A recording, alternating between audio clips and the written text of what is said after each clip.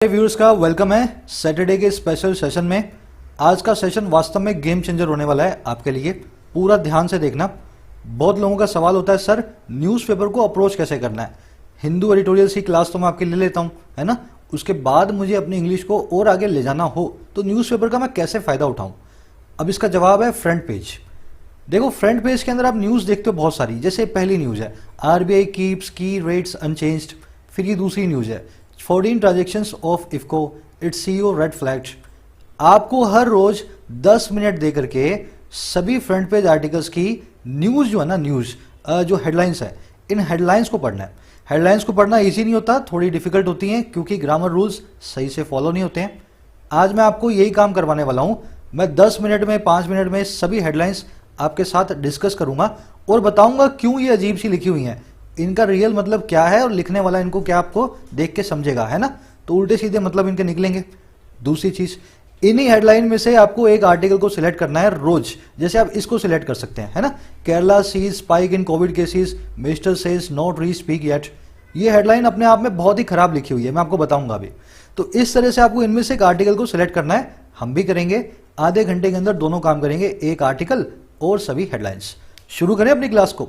जरूर से सब्सक्राइब करना, चैनल पे जाकर के प्रेस करना बेल आइकन को। ऐसी वीडियोस मैं रोज लाता रहता हूं। अगर आप मेंबर बन चुके हैं तो एसएससी की वीडियो आ चुकी है। थोड़ा नोटिफिकेशन का प्रॉब्लम है तो अगर आप एसएससी की प्लेलिस्ट में जाएंगे तो उस वीडियो को आप जो है एक्सेस कर पाएंगे। यहां जाएं, premium videos SSC CGL. Notification नहीं आ रहा है मेंबर्स को आजकल, है ना। अगर मेंबर बनना चाहते हैं एसएससी बैंक्स की वीडियोस को के लिए तो आप ज्वाइन बटन को प्रेस करके एक वीडियो प्ले होगा, आपको पूरी इंफॉर्मेशन मिल जाएगी मेंबरशिप में कैसी कैसी वीडियोस आपको मिलती हैं। चलिए देखिए, मैं थोड़ा सा जूम इन करता हूं ताकि हम पढ़ पाएं क्या लिखा हुआ है। Just a minute. हमारी पहली हेडलाइन है, ये वाली लेते हैं, बड़ी वाली, है ना।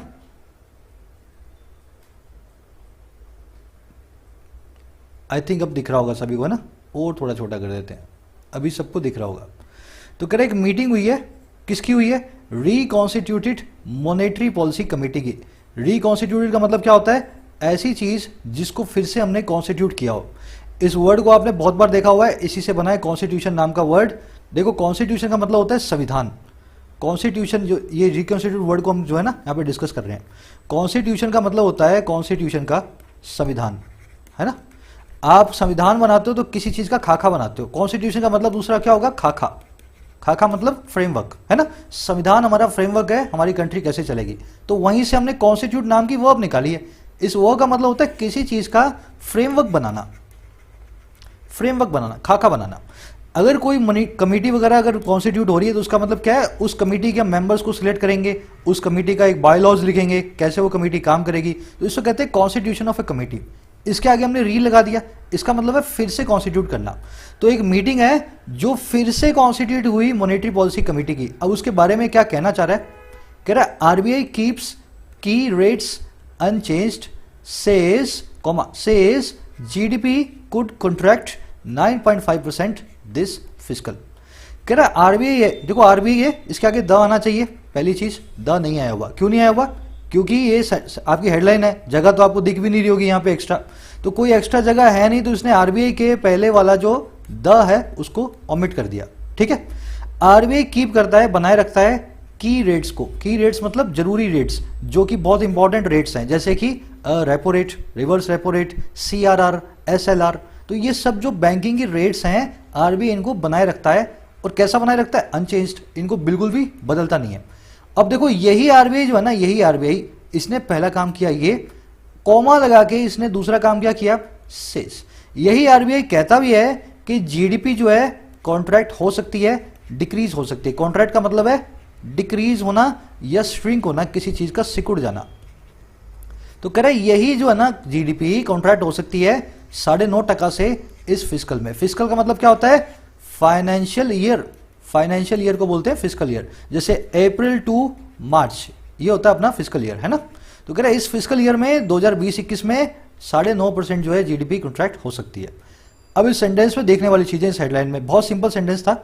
आपने एक नया वर्ड सीखा, कॉन्ट्रैक्ट, बहुत बार आया है। कॉन्ट्रैक्ट का मतलब होता है किसी से करार करना, है ना, बातचीत करना, या सिकुड़ जाना किसी चीज का, कम हो जाना। जैसे आपका कपड़ा है, आपने उसको उन्हीं कपड़े को धो दिया गर्म पानी में या बहुत ठंडे पानी में, तो वो कॉन्ट्रैक्ट हो जाएगा, वो सिकुड़ जाएगा, उसका साइज डिक्रीज हो जाएगा। तो कॉन्ट्रैक्ट का ये वाला मीनिंग इसने लगाया जीडीपी के सिकुड़ जाने का। कुड नाम की वर्ब जो है मॉडल वर्ब, ये 2-3 काम करती है, आपकी एबिलिटी को बताती है, एबिलिटी को बताती है, पर कहां पे, पास्ट में, और ये फ्यूचर के अंदर पॉसिबिलिटी को बताती है, पर कैसी, वीक पॉसिबिलिटी को। कुड वर्ब 2 काम करेगी, एबिलिटी बताएगी पास्ट में और फ्यूचर में बताएगी वीक पॉसिबिलिटी को। जैसे आप बोल रहे हो आई कुड गो, अब इसके 2 मीनिंग है। पहला मीनिंग क्या है, कल रात में मैं कोई काम था, कहीं जाना था, मैं जा सकता था, आई कुड गो, मैं जा सकता था पर मैं गया नहीं, आई कुड गो। दूसरा काम क्या बता रहा है, मैं जा सकता हूं, I could go to the party tonight. अब देखो यहां पे ये काम करेगा, मैं जा सकता हूं, इसकी पॉसिबिलिटी बहुत ही वीक है ना, बहुत ही वीक है। और अगर पास्ट की बात करूंगा तो इसका मतलब होगा पास्ट में मैं जा सकता था। अब आप पूछोगे सर दोनों जगह ये काम करे तो हमें कैसे पता लगेगा, इससे पहले भी एक सेंटेंस होगा, इसके बाद में भी एक सेंटेंस होगा, उसको देख के मालूम चलेगा ये कुड क्या काम कर रहा है। तो हमेशा मॉडल्स को उनके कॉन्टेक्स्ट में पढ़ा जाता है, ना कि एक सेंटेंस के हिसाब से। समझ गए? चलो आ जाओ, इस आर्टिकल को पढ़ेंगे बाद में, पहले आ जाओ बाकी की हेडलाइंस पे नजर मारते हैं, है ना, हम यही तो सीखने आए हैं। मैं आपके सामने थोड़ा सा जूम आउट कर रहा हूं ताकि बाकी हेडलाइंस को हम पढ़ पाए। ये वास्तव में गेम चेंजिंग आपके लिए सेशन होगा, अगर आप इसको अच्छे से देखते हैं, यही काम आप रोज कर सकते हैं अपने घर पे, है ना। चलो, कह रहा है 14 ट्रांजेक्शंस, ये नया पेन है, मैं इसको यूज ले रहा हूं, शायद थोड़ी हेल्प मिलेगी हमें। 14 transactions of IFFCO its CEO red flagged to US watchdog. कह रहे 14 ट्रांजेक्शंस, 14 लेन देन, किसके, इफको नाम की कंपनी के, ऑफ लगा के बता दिया इसके। कह रहा है एक तो ये, और दूसरा क्या, इसका जो सीईओ है, इसका जो मालिक है, या समझो इसका जो मेन एग्जीक्यूटिव है, चीफ एग्जीक्यूटिव ऑफिसर। कह रहा है इन दोनों को ना रेड फ्लैग किया गया। अब ये रेड फ्लैग का मतलब क्या होता है, आपने वर्ब सुनी है एक फ्लैग, फ्लैग का मतलब होता है झंडा, एक नाउन फॉर्म में, है ना। फ्लैग वर्ब के 2 मीनिंग होते हैं, ये मैंने शायद 2-3 दिन पहले आपको करवाया था। थक जाना, to be tired, to feel tired, I am flagging, है ना, आई एम फ्लैग्ड, मैं बहुत थका हुआ हूं। दूसरा मतलब है किसी चीज को फ्लैग करना, किसी चीज की तरफ सबका ध्यान जो है ना खींचना। अगर किसी को आप रेड फ्लैग कर रहे हैं ना, उसका मतलब क्या है, आपने उसको लाल झंडा लगा के उसका ध्यान खींचा है। आपने कोई बड़ी गड़बड़ देखी, आप उसको रेड फ्लैग करेंगे। आपने कहीं पे बहुत बड़ा करप्शन देखा, आप उसको रेड फ्लैग करेंगे। आपने कहीं पे कोई क्राइम देखा, आप पुलिस को फोन करेंगे और रेड फ्लैग करेंगे। समझ गए ना, रेड फ्लैग करना क्या होता है, किसी गलत चीज की तरफ सबका ध्यान खींचना। तो 14 ट्रांजेक्शन और उसके जो सीईओ है इफको के, इनको रेड फ्लैग किया गया है। और किसको रेड फ्लैग किया गया है, यूएस के वॉच डॉग की तरफ, है ना। वॉच डॉग वो लोग होते हैं जो वॉच करते हैं, यहां पे किसी कुत्ते की बात नहीं हो रही है, डॉग की। वॉच डॉग उन एजेंसीज को बोला जाता है जो देश की सेवा करती है निगरानी करके। जैसे मैं जिस एजेंसी में काम करता हूं, गवर्नमेंट एजेंसी में, उसका नाम है CAG, controller and auditor general of India. ये एक वॉच डॉग है, किसका, आपके पैसे का। जो भी पैसा सरकार का है उसके हम वॉच डॉग करते हैं, उसकी निगरानी करते हैं। वो पैसा 1 भी रुपया किसी करप्ट आदमी के हाथ में नहीं जाना चाहिए। ऑफ कोर्स ऐसा नहीं होता है, पर हमारे भी कुछ चेक्स हैं, जो करप्शन होता है उससे कम करप्शन हो, ये हमें इंश्योर करना होता है ना ही हो, हमारा तो यही होता है कि करप्शन होना नहीं चाहिए। तो वॉच डॉग का मतलब है अमेरिका की एक ऐसी एजेंसी को रेड फ्लैग किया गया है जो कि ऐसे काम देखती है कौन सी ट्रांजेक्शन गलत है। तो ये आपने सेंटेंस है ना भी पढ़ लिया पूरा का पूरा, बहुत सिंपल सा ये हेडलाइन था। आप इसको आगे भी पढ़ सकते हैं अगर चाहें तो। IFFCO denies transactions says CEO MD not directly involved in procurement. IFFCO denied भी करता है, उसने मना भी कर दिया इन ट्रांजेक्शन को।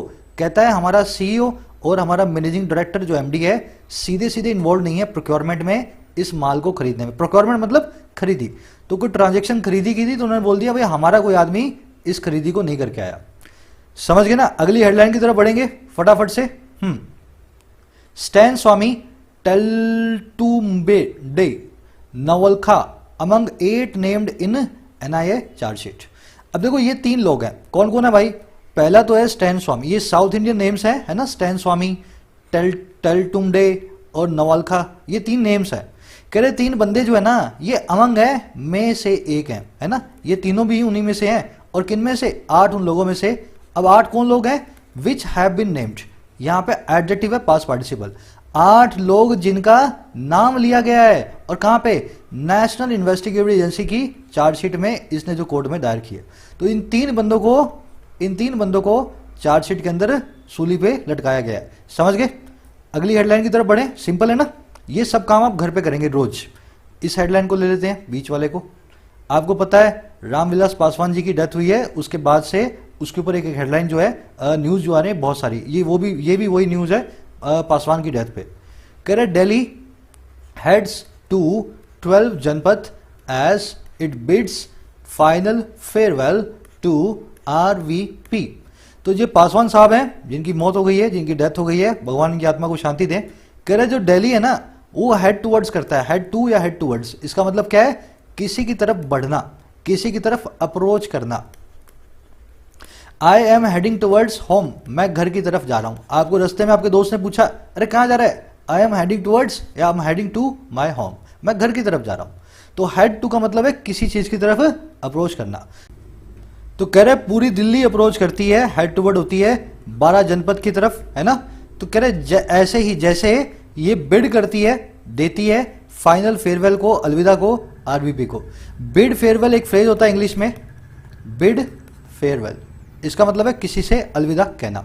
आप किसी को गिव फेयरवेल नहीं करते हैं, आई गेव देम फेयरवेल, है ना, बोल सकते हैं, पर अच्छा क्या लगेगा? I bade them, bid bade bidden, है ना। तो बिड बेड बिडन, तो इन्होंने फेयरवेल को दिया है, अलविदा किया है रामविलास पासवान को। सबके सब 12 जनपद की तरफ बढ़ते हैं जहां से इनको ले जाया गया। अब देखो यहां पे बिड नाम की वर्ब आपने देखी, आपके दिमाग में सवाल आएगा। अगर आप पीसी यूज करते हैं तो पीसी में एक अच्छी सी डिक्शनरी रखें, अगर आप पीसी यूज नहीं करते हैं तो आप जो है ना मोबाइल में एक डिक्शनरी को रखें, और इसी के साथ साथों आप इस बिड नाम की वर्ब को सिलेक्ट करें और सर्च करें। बिड नाम की वर्ब आई, देखो इसकी 3 फॉर्म्स आई हैं, बिड बेड बिडन और आईएनजी फॉर्म में बिडिंग। इसका मतलब होता है किसी को कुछ देना या कोई बोली लगाना, आस्क फॉर रिक्वेस्ट, किसी से कुछ मांगना। तो ये सब के सब काम इसके आपके सामने आ जाएंगे। इसकी आपके पास वो भी आ गई, ये वर्ब है, नाउन फॉर्म में इसका मतलब क्या होता है वो भी आपको दिखा रहा है। तो हमेशा डिक्शनरी को जब भी आप न्यूज़पेपर पढ़ रहे हो अपनी फिंगर टिप्स पे रखें, अच्छा होगा अगर आपके फोन के अंदर एक अच्छी सी डिक्शनरी है तो। चलो आगे बढ़ते हैं, ये वाली भी हो गई हमारी, है ना, बिड फेयरवेल। अब देखो और कौन सी है। 2 months after 18-year-old's suicide, rape case filed 6 held in Chhattisgarh. कह रहे 2 महीने बाद, 2 months आफ्टर, किसके? 18 ईयर ओल्ड के, कोई 18 ईयर ओल्ड की लड़की या लड़का होगा उसकी सुसाइड के, है ना। उसकी सुसाइड के बाद जो रेप केस है ना उसको फाइल किया गया। अब आपके दिमाग में सवाल आएगा, rape case filed, sir sentence तो एक्टिव में है, आई फाइल्ड अ केस, मैंने एक केस को फाइल किया। तो यहां पे क्या कर दिया? रेप केस ने किसी चीज को फाइल कर दिया, ऐसा नहीं है। एक्चुअल में ये सेंटेंस पैसिव में है, न्यूज़पेपर में इसको गलत लिखा हुआ एक्टिव में, हेडलाइंस में ऐसा लिखते हैं। इसका मतलब है रेप केस हैज, या केस के आगे यूं लगा देना, हैज बीन फाइल्ड। इनफैक्ट इसके आगे अ भी आना चाहिए, है ना, rape case has been filed. तो यहां पे ये जो है वो मिस किया हुआ है, रेप के बाद में हैज बीन लिखना था वो भी मिस किया हुआ है। हेडलाइंस में जनरली कंफ्यूजन रहती है बिगिनर्स को, तो ये कंफ्यूजन ना रखें। रेप केस ने किसी को फाइल नहीं किया, इसको फाइल किया गया। वैसे ही 6 लोगों को हेल्ड किया गया, हेल्ड करना मतलब अरेस्ट करना, पकड़ना किसी को, है ना। तो 6 लोगों को एप्रीहेंड या अरेस्ट किया गया छत्तीसगढ़ के अंदर। 2 महीने बाद लड़की की डेथ की है, बंदे की जो भी डेथ हुई है, सुसाइड हुई है, उसके बाद रेप का केस भी लगाया और 6 लोगों को पकड़ा भी गया। अब ये वाली हेडलाइन भी हो गई, आ जाओ नीचे। Nobel peace prize winner WF India link PDS reforms rise ATMs। कह रहे जो नोबेल पीस प्राइज विनर है, आपने कल न्यूज अगर पढ़ी होगी तो वर्ल्ड फूड प्रोग्राम को नोबेल पीस प्राइज मिला है, जो कि दुनिया भर में खाना जहां कम होता है वहां खाना पहुंचाते हैं। तो इनको नोबेल पीस प्राइज मिला है ना, तो इनके जो विनर है ना WFP, इनका इंडिया का क्या लिंक है? एक तो इन्होंने पब्लिक डिस्ट्रीब्यूशन सिस्टम में रिफॉर्म लेके आए हैं। ये कौन सा सिस्टम होता है?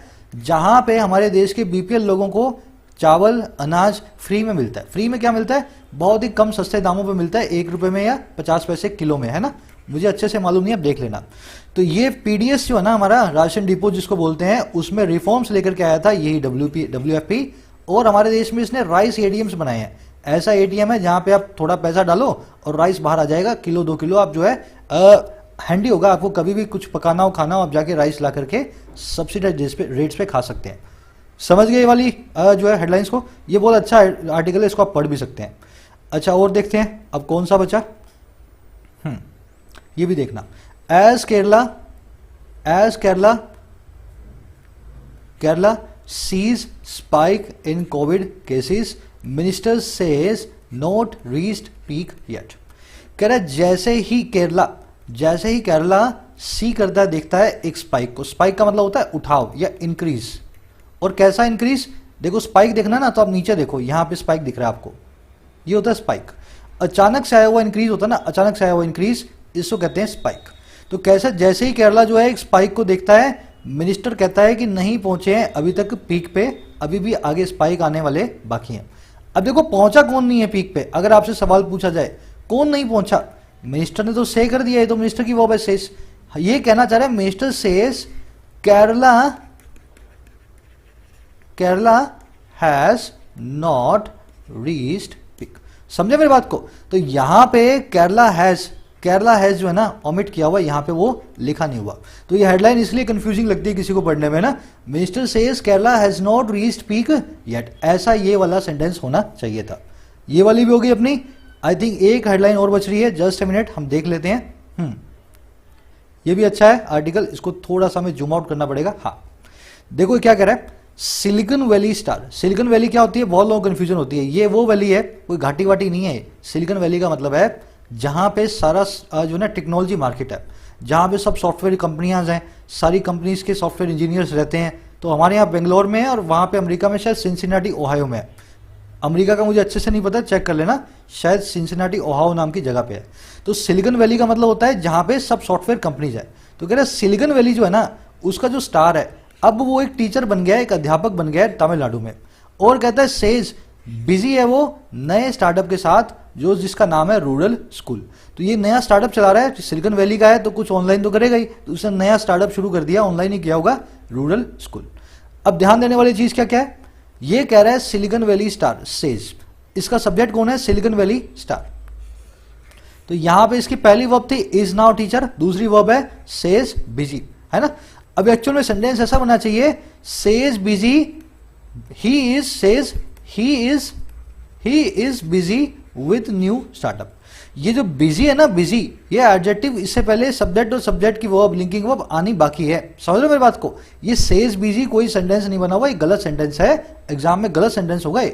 होना ये चाहिए सिलिकॉन वैली स्टार सेज। अब देखो यहां ऐसा लिखा होना चाहिए, ही या शी जो भी है, वो बंदा है बंदी है, he is busy with new startup. तो ये इसने बीच में ओमिट किया हुआ है, इसको कहते हैं हेडलाइन का खेल, है ना। हेडलाइन इसलिए कंफ्यूजिंग होती है। आई थिंक सभी हेडलाइंस हमने कवर कर ली है। अब हमारा वक्त आ गया है मेन आर्टिकल को लेने का आज के। एक बार मैं जूम आउट कर लेता हूं ताकि कोई हेडलाइन छूट ना गई हो गई है सभी, है ना। अब अपने आज का इकोनॉमिक आर्टिकल लेंगे, छोटा सा ही है, इसको हम पढ़ेंगे उसी तरीके से जैसे हमें पढ़ना चाहिए। आप जैसे घर पे पढ़ेंगे रोज, है ना, उसी तरीके को मैं फॉलो करूंगा। इसकी पहले हेडलाइन तो हम पढ़ ही चुके हैं कि आरबीआई ने बोला है कि भाई की पॉलिसी रेट अनचेंज रहेंगी। कह रहा है growth could be back in Q4, 3 shape speed recovery likely says RBI governor. कह रहा है ग्रोथ हो सकता है बैक हो जाए, फिर से वापस आ जाए 4th क्वार्टर में, और 3 स्पीड रिकवरी, एक खास तरह की रिकवरी होती है 3 स्पीड रिकवरी, एक खास टाइप ऑफ रिकवरी। तो कह रहे खास टाइप ऑफ रिकवरी है ना, वो बड़ी लाइकली है, इससे पहले भी इज होना चाहिए। 3 स्पीड रिकवरी इज लाइकली, तो इज यहां पे खा गया। कह रहा कहता है ये सेज कौन? आरबीआई का गवर्नर। तो ऐसा ये सेंटेंस आपका बना हुआ है, ठीक है ना। तो इसमें गलती क्या है? अगर मैं इसमें गलती ढूंढूं ग्रामेटिकली, तो यहां पे इज जो है ना, इज ये है, इसने ओमिट किया हुआ। चलो आ जाओ, अब इसको पढ़ना शुरू करेंगे। थोड़ा और जूम इन करते हैं ताकि अच्छे से आप पढ़ पाएं। मैं आप सभी को एनकरेज करूंगा, आप खुद इसको पढ़ने की कोशिश करें। डिस्क्रिप्शन में लिंक रखा है, आप वहां से भी इसको पढ़ सकते हैं। आई थिंक इतना ठीक रहेगा, है ना। चलो आ जाओ। कह रहे ये लिखने वाले हैं जॉर्ज मैथ्यूज। कह रहे रिजर्व, देखो द आ गया ना आरबीआई से पहले, the reserve bank of India या आरबीआई ऑन फ्राइडे केप्ट की पॉलिसी रेट्स अनचेंज्ड। कह रहे जो आरबीआई है, इसने फ्राइडे को, ऑन फ्राइडे क्या काम किया? कीप किया मतलब पकड़े रखना है, बनाए रखना, तो बनाए रखा इसने। बहुत ही महत्वपूर्ण की पॉलिसी की रेट्स को अनचेंज्ड इसने बनाए रखा। और कैसे बनाए रखा? Signalling that the country barring a second wave of novel corona virus infections is poised to renew its tryst with its pre-COVID growth trajectory. तो कह रहे हैं इसने फ्राइडे को ये काम इस तरह से किया है, सिग्नल करते हुए, इशारा देते हुए। इससे पहले आप जो कॉमा देख रहे हो ये बता रहा है ये प्रेजेंट पार्टिसिपल साइमल्टेनियस एक्शन है। तो जब रिजर्व बैंक ऑफ इंडिया जब कीप कर रहा था पॉलिसी रेट को, तो वो साथ ही साथ सिग्नल भी कर रहा था, है ना, साइमल्टेनियस। तो कह रहे सिग्नल करते हुए दैट वो ये कि जो हमारा देश है, कह रहे अगर छोड़ दे, बार कर दें एक सेकेंड वेव को नोवल कोरोना वायरस की, अगर फिर से नया वेव कोरोना वायरस का ना आए, तो कह रहा हमारा जो देश है ना, अब इसकी वर्ब आई है इज पोइज्ड, ये है तैयार। पोइज्ड का मतलब क्या होता है, रेडी। इज पोइज्ड, ये तैयार है रिन्यू करने के लिए इसकी ट्रस्ट को, इसके रिलेशनशिप को, इसके रिश्ते को।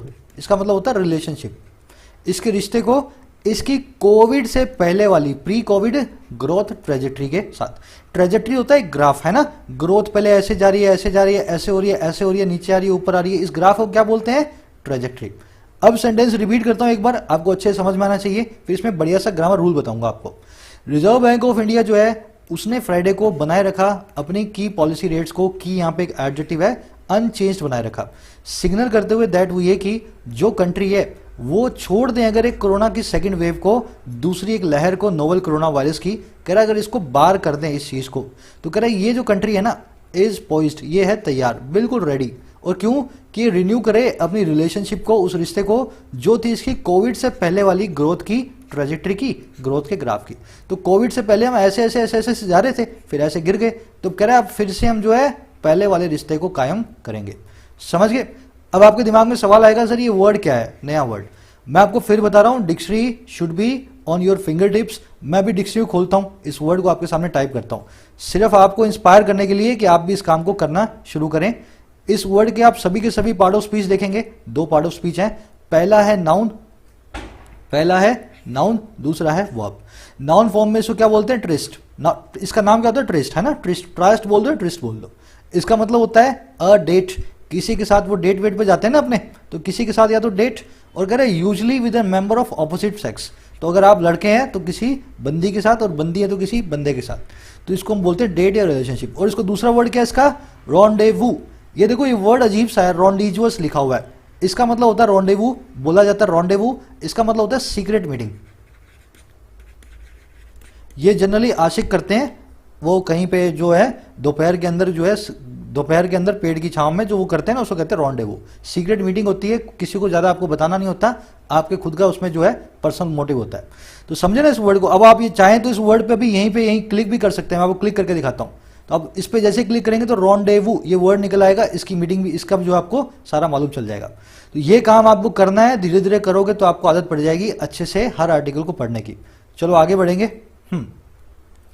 And that inflation is likely to ease closer to the target of 4% by the fourth quarter of 2021। तो पहला तो रिजर्व बैंक ऑफ इंडिया ने ये कीप किया, ऐसा कहा, ऐसा जो है पकड़े रखा, पॉलिसी रेट्स को अनचेंज बनाए रखा। सिग्नल करते हुए उसने बोला कि कंपनी जो हमारी देश है वो पोइज्ड है, एकदम तैयार है हमारी रिलेशनशिप को फिर से जिंदा रखने के लिए। और साथ ही साथ जो उसने दूसरा सिग्नल क्या दिया, साथ ही साथ जो इन्फ्लेशन है ना, जो हमारा महंगाई की दर है, वो लाइकली है, बड़ी पॉसिबल है कि वो ईज होगी, वो थोड़ी सी कम होगी, है ना, थोड़ी सी कम होगी। और किससे कम होगी, क्लोजर टू द उस टारगेट से कम होगी, बहुत नजदीक आ जाएगी 4% का जो है फोर्थ क्वार्टर में 2020-21 के अंदर। तो कह रहा है इन्फ्लेशन है धीरे धीरे कम होगा और उस टारगेट के करीब आ जाएगा क्वार्टर फोर्थ में, जो कि 4% का है। ऐसा इन्होंने सिग्नल किया। आई थिंक समझ गए होंगे। आगे बढ़ते हैं। सिंपल सा अपना सेंटेंस था, ऐसे आपको पढ़ना है। चलो, कह रहा है governor Shaktikanta Das after a meeting of RBI's Monetary Policy Committee MPC said there were some encouraging signs of a business turnaround and that economic activity could return to growth in the January-March quarter, even as real GDP is projected to contract by 9.5% for the full fiscal year. मुझे मालूम है ये किसी reader का nightmare होता है, ये जो आप पढ़ रहे हो ना, this is a nightmare if you are not somebody that has some connection with economic background. तो ये आपके लिए बहुत मुश्किल होगा इस सेंटेंस को पढ़ना, पर पढ़ा जा सकता है। जैसे मैं पढ़ता हूं आप भी पढ़ने की कोशिश करें। चलो, कह रहे जो गवर्नर साहब है जिनका ये नाम है शक्तिकांत दास, कह रहा बाद में इस मीटिंग के, after a meeting of RBI monetary policy committee, इस मीटिंग के बाद कह रहा है गवर्नर साहब ने सेड, अब देखो ये गवर्नर की वर्ब है, सेड यहां पे पड़ी है, ये गवर्नर है सब्जेक्ट और ये इसकी वर्ब, इसने ऐसा कहा। अब देखो इन्होंने क्या कहा, सेड के बाद में दैट लिखा होना चाहिए, दैट यहां पे ओमिट किया हुआ, दैट एज ए कंजंक्शन को हम कभी भी छोड़ देते हैं, तो यहां पे दैट आप समझ लें। इससे पहले इन्होंने कहा दैट, वो ये कि वहां पे थी, देयर वर थी, वहां पे थी थोड़ी सी हिम्मत बंधाने वाली, एनकरेज करने वाली साइंस, थोड़े से निशान, और किसके, एक बिजनेस टर्न अराउंड के, एक बिजनेस में पूरी काया पलट के, टर्न अराउंड मतलब क्या है, बिजनेस नीचे जा रहे हैं अचानक से टर्न अराउंड करके यू टर्न मार के ऊपर आ जाए, तो यू टर्न के थोड़े से साइंस टर्न अराउंड के थे। और क्या कहा इन्होंने, दैट वो ये कहा कि इकोनॉमिक एक्टिविटी जो है, आर्थिक गतिविधियां हैं, वो रिटर्न हो सकती हैं पुराने, रिटर्न पुराने ग्रोथ के जो है जनवरी फरवरी मार्च के क्वार्टर में, तो पुरानी जो इकोनॉमिक एक्टिविटी जैसी है वैसी जनवरी फरवरी मार्च में हमें अगले साल देखने को मिल सकती है, उसी लेवल की एक्टिविटी। कह रहे यहां तक कि जैसे इवन एज जो रियल जीडीपी है ना, इवन मतलब यहां तक कि एज मतलब जैसे ही, तो कह रहे यहां तक कि जैसे ही जो रियल जीडीपी है वो प्रोजेक्ट है, उससे पूरा हमने एस्टिमेट लगा रखा है कि वो कॉन्ट्रैक्ट होगी, कम होगी, सिकुड़ेगी 9.5% से पूरे साल के लिए। तो गवर्नर साहब ने यही बोला, यही सेट किया उन्होंने, थोड़े एनकरेजिंग साइंस थे बिजनेसेस के अंदर टर्न अराउंड के, और इकोनॉमिक एक्टिविटी फिर से जनवरी फरवरी मार्च में आप देखोगे रिटर्न हो जाएगी पुराने लेवल पे, यहां तक कि जैसे ही हमारी पूरी जो जीडीपी है वो प्रोजेक्टेड है कि 9.5% से वो पूरे साल में गिरने वाली है। अब सेंटेंस आप समझ गए होंगे, सेंटेंस सिंपल था अगर इस तरीके से पढ़ोगे तो। अब इसमें देखने वाला कोई ग्रामर रूल है तो वो हम देख लेते हैं। आप पूछोगे सर ये after a meeting of RBI monetary policy, इसको बीच में घुसाने की क्या जरूरत थी, इसको आप शुरू में उठा करके भी तो ला सकते हो ना, बिल्कुल ला सकते हो। After the meeting of RBI monetary policy committee governor Shaktikanta Das said, इससे क्या होता, वर्ब और सब्जेक्ट जो है वो एकदम आसपास में आ जाते और बात बिल्कुल सही हो जाती, आप भी कंफ्यूजन नहीं होती। पर एक चीज को समझना, ये आपकी कंफ्यूजन को कम करने के लिए नहीं लिखा गया, ये लिखा गया आपको इंफॉर्मेशन देने के लिए। अगर इसके स्टाइल से आपको कंफ्यूजन होती है तो आप ऐसा ना बोलें सर ये स्टाइल गलत है, ये यहाँ पे ऐसा क्यों नहीं आया। आप एक ही बात को कहने के कई अंदाज होते हैं, किसी भी अंदाज को अपने तरीके से लिख सकते हैं, है ना। तो ये पहले भी आ सकता था, बीच में भी आ सकता है, आपको इसको माइंड बिल्कुल भी नहीं करना है। देखने वाली चीज थी टर्न अराउंड, टर्न अराउंड का मतलब होता है रिवर्सल, यू टर्न, किसी चीज में पूरी तरह से बदल जाना, नॉर्थ से साउथ में आ जाना, इस तरह से टर्न अराउंड कहलाता है। कुड यहाँ पे वीक पॉसिबिलिटी को बता रहा है, आने वाले टाइम के अंदर जनवरी फरवरी मार्च के अंदर। रिटर्न के बाद में बैक नाम के वर्ड को यूज ना करें। आई रिटर्न बैक टू होम, तो रिटर्न का मतलब है घर वापस लौटना, तो बैक इसके बाद में रिडंडेंट होता है, इसको यूज करेंगे तो एरर हो जाएगी सेंटेंस में। अच्छा इसमें और कुछ देखने वाला है नहीं, है ना। प्रोजेक्ट मतलब आगे का अनुमान। अगले सेंटेंस की तरफ बढ़ते हैं।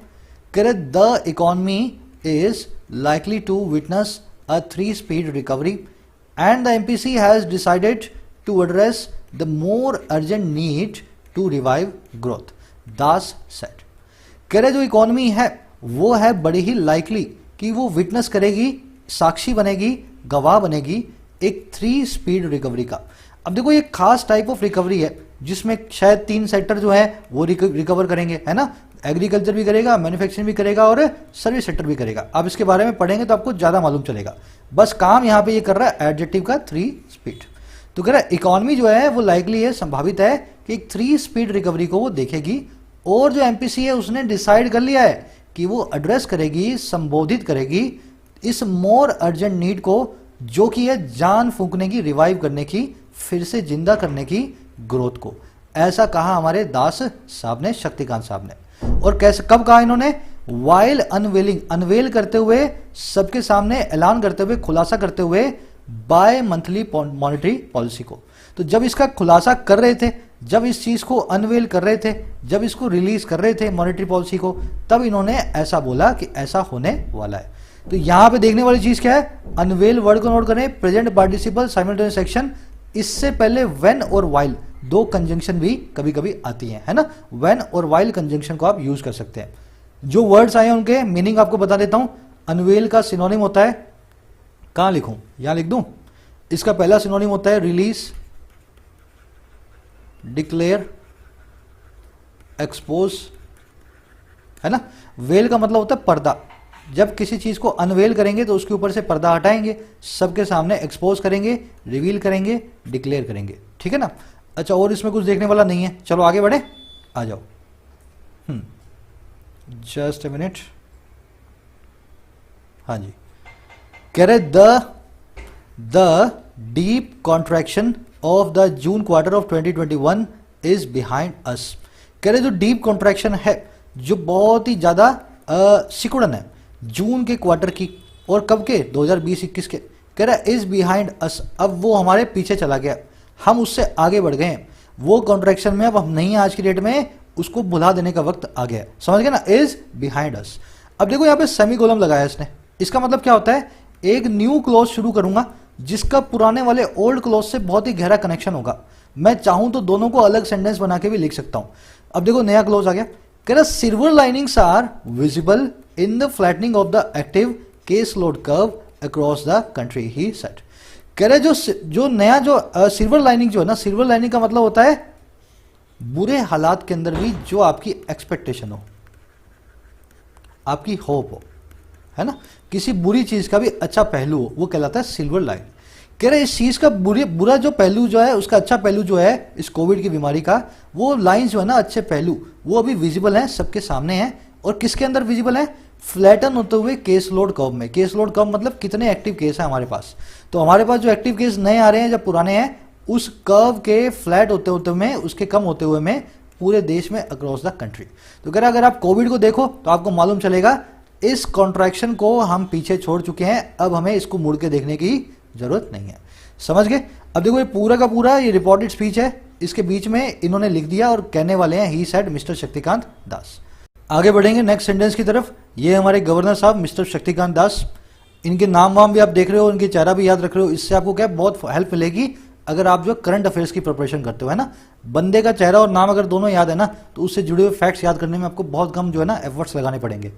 करे the newly revamped MPC headed by Das said a faster and stronger rebound in the economy was eminently feasible if the current momentum of upturn gained ground। कह रहा नई रिवैम्प जो एमपीसी है, रिवैम्प वर्ड कल ही आया था, मैंने आपको दो वर्ड्स बताए थे, पहला बताया था ओवरहोल, दूसरा बताया था रिवैम्प। इन दोनों का मतलब क्या होता है, रीबिल्ड करना, रिकॉन्स्टिट्यूट करना, मॉडर्नाइज करना, किसी चीज को मॉडर्न बनाना, है ना, किसी चीज में काया पलट करना।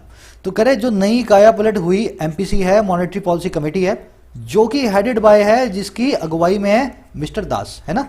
कह रहे इस पॉलिसी ने, रिवैम्प पॉलिसी ने, जो कमेटी ने ऐसा सेड, ऐसा कहा, क्या कहा कि एक और ज्यादा फास्ट और फास्टर और स्ट्रॉन्गर जो रिबाउंड है ना, रिबाउंड का मतलब होता है गिर के उठने की ताकत, इसको आप रिकवरी भी बोल सकते हो, रिकवरी भी यही होती है ना, आप गिरते हो फिर उठते हो। तो कह रहा है एक जो और स्ट्रॉन्गर रिबाउंड है ना, जो रिकवरी है इकोनॉमी में, वो बहुत ज्यादा एमिनेटली मतलब मेनली, बहुत ही ज्यादा मेनली, प्रीडोमिनेटली, तो वो एमिनेटली या डोमिनेटली फिजिबल है। फिजिबल का मतलब है हर वो चीज जो बिल्कुल प्रैक्टिकल हो और पॉसिबल भी हो, प्रैक्टिकल भी हो और पॉसिबल भी हो, और साथ ही साथ एप्रोप्रिएट भी हो। समझ गए ना, फिजिबल वो चीज होती है जो सही हो, पॉसिबल हो, प्रैक्टिकल हो, उसको हम बोलते हैं फिजिबल। इसका हमारे पास एक सिनोनिम है वायबल। तो इन्होंने ऐसा कहा कि ये बहुत ज्यादा फिजिबल थी ऐसी इकोनॉमी, अगर जो करंट मोमेंटम है, हाल में जो संवेग है, जो गति है, जो रफ्तार है अप टर्न की, ऊपर हमारी बढ़त की, हमारी जो इकोनॉमी में जो है रिबाउंड की, अगर वो गेन कर ले ग्राउंड को, अगर वो थोड़ा सा आधार गेन कर ले।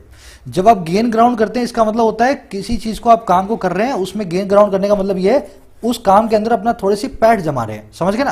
तो बस इसने यही बोला कि जो काम अगर हो रहा है, अगर इस मोमेंटम ने ग्राउंड को गेन कर लिया, अगर इसने थोड़ी सी पैठ जमा ली, तो आने वाले टाइम में आप देखेंगे और ज्यादा स्ट्रॉन्ग और ज्यादा फास्ट रिबाउंड इकोनॉमी के अंदर बहुत फिजिबल होगा।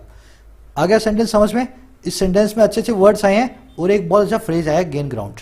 इसका एक सिनोनिमस फ्रेज होता है गेन ट्रैक्शन। ट्रैक्शन का मतलब होता है support. When something gains a traction, इसका मतलब है वो चीज अपनी पैठ जमा रही है, थोड़ा सा सपोर्ट जो है गेन कर रही है। तो गेन ग्राउंड, गेन ट्रैक्शन, एक का मतलब, दोनों का मतलब एक ही है। एमिनेटली मतलब मेनली, फिजिबल मैंने आपको बता दिया, इसका सिनोनिम होता है वाइबल। इसके बाद में है रिबाउंड। रिबाउंड होता है आपकी रिकवरी, इसके लिए एक वर्ड है रिजिलियंस। गिर के उठने की ताकत को बोला जाता है रिबाउंड या रिकवरी। चलिए आगे बढ़ते हैं। कह रहे the panel which retained the accommodative stance set real GDP was likely to grow by 20.6% in first quarter of 2021-22। कह रहे जो पैनल है, इस एमपीसी है जो कमेटी है जिसने रिटेन किया अकोमोडेटिव स्टैंस को, ये क्या होता है? एकदम एडजस्टमेंट भरा आपका मुद्रा, आपने जिस स्टैंस के अंदर एडजस्टमेंट ली हो, एकोमोडेशन रखा हो, उसको बोलते हैं अकोमोडेटिव स्टैंस। इसको मैं समझा दूंगा अभी। तो कह रहा पैनल जिसने बनाए रखा अपने अकोमोडेटिव स्टैंस को, कह रहा है इसने ऐसा कहा कि जो रियल जीडीपी है ना वो लाइकली है कि ग्रो होगी इतने % से फर्स्ट क्वार्टर में अगले साल के। तो ये देखो इस पैनल का कहना है, इसने बिल्कुल अकोमोडेशन दिखाई है और आगे इसने भरोसा जताया कि अगले साल इतने % की ग्रोथ फर्स्ट क्वार्टर में आपको देखने को मिलेगी। अब इस वर्ड को देखें, इस फ्रेज को, अकोमोडेटिव स्टैंस क्या होता है? स्टैंस वर्ड को समझें। आपने दो लोगों को लड़ते हुए देखा होगा, तो वो कैसे लड़ते हैं? हाथ आगे ला करके, पाँवों को थोड़ा सा बेंड करके, तो ये स्टैंस होता है उनका। अगर किसी आदमी का अग्रेसिव स्टैंस है, अग्रेसिव स्टैंस है, इसका मतलब क्या है? आपको उसको देख करके लग रहा है कि वो भी अग्रेशन दिखाएगा, हो सकता है आपको हिट कर दे। स्टैंस का मतलब होता है किसी काम को करने के लिए जो आप अपनी बॉडी को बेंड करते हो ना, जिस मुद्रा को लेते हो, जिस पोजीशन को, उसको कहते हैं स्टैंस। अब हमारे पैनल का स्टैंस कौन सा है? बड़ा ही अकोमोडेटिव है। हमारे आरबीआई और हमारे पैनल ने अभी तक एकोमोडेटिव होकर के, एडजस्टमेंट वाला होकर के सारा पैसा अपना लुटा दिया है इकोनॉमी के ऊपर। सारा पैसा हमारा ही है, वो इनके पास है जो। तो इन्होंने बोला पैसा चाहे कितना भी देना पड़े, हम अकोमोडेटिव हैं, हम एक भी पैसा अपने पास रखने को जो है ना नहीं बचाना चाहते, हम सारा पैसा इकोनॉमी में डाल देंगे ताकि इकोनॉमी ऊपर बढ़े। तो इसको क्या बोलेंगे हम? इनका एकोमोडेशन वाला स्टैंस है, बिल्कुल भी एग्रेसिव नहीं है, बिल्कुल भी ये जो मीन नहीं है, एकदम सबको एडजस्टमेंट दिखा रहे हैं। समझ गए ना इस फ्रेज को, अकोमोडेटिव स्टैंस।